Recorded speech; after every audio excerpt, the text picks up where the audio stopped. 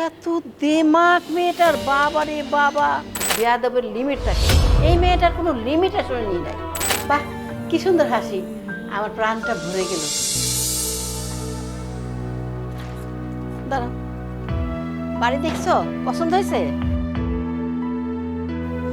এটা আমার শ্বশুরের অনেকদিন আগের বাড়ি, তো নাও পছন্দ হতে পারে। তোমার হাজবেন্ড কি করে?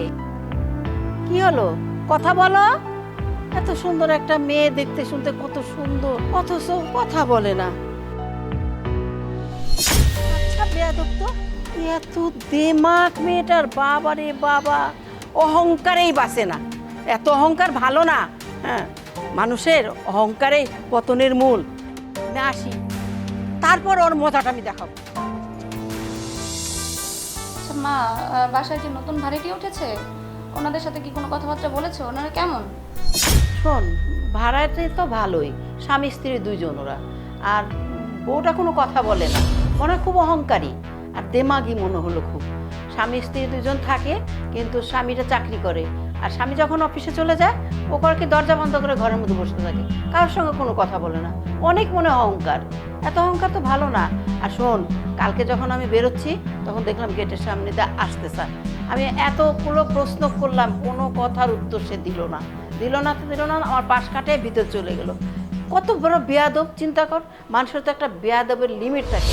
এই মেয়েটার কোনো লিমিটেশনই নাই। ও আচ্ছা, কি বলো তুমি?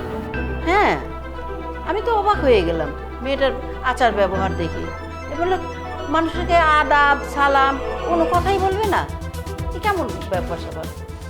আর শোন, এখন থেকে ডিসিশন নিছি যে ভাড়া দেওয়ার আগে এদের 14 গোষ্ঠীর খোঁজ খবর নিয়ে তারপরে ভাড়া দেব। কে? হ্যাঁ, চলে আসো, দরজা খোলাই আছে। আসসালামু আলাইকুম। আরে তোমরা বসো বাবা, বসো। আন্টি, আসলে আপনাদের এখানে তো আসাই হয় না। এতদিন হলো আমরা উঠছি, আমার স্ত্রীর সাথে আপনাকে পরিচয় করানো হয়নি।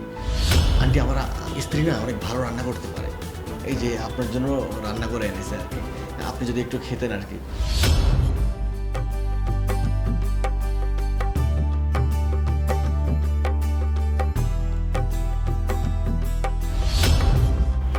বাহ, খুব টেস্টফুল। এত সুন্দর রান্না করতে পারে, তবে কথা বলে না কেন বাবা? ও আসলে কথা বললে আপনি বুঝতে পারবেন না আন্টি। আসলে ও ছোটবেলা থেকে কথা বলতেও পারে না, কারো কথা শুনতেও পারে না। যে কারণে আসলে ও আর কি আপনার সাথে কথা বলেনি তখন। বাবা রে, আসলে আমি বুঝতে পারিনি, এত সুন্দর একটা মেয়ে ও কথা বলতে পারে না, আমি তো ভাবতেই পারিনি। বাহ, কি সুন্দর হাসি, আমার প্রাণটা ভরে গেল। বাবা, তোমরা মাঝে মাঝে এসো, আর ওকে পাঠিয়ে দিও আমার কাছে, সে গল্প টল্প করবে, তাহলে ওর মন টন ভালো থাকবে। এইভাবে ঘরে বসে থাকলে কি ভালো লাগে বাবা?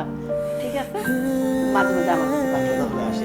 আচ্ছা বাবা। বুঝছো, আন্টি বলছে যে সবসময় হাসি খুশি থাকে।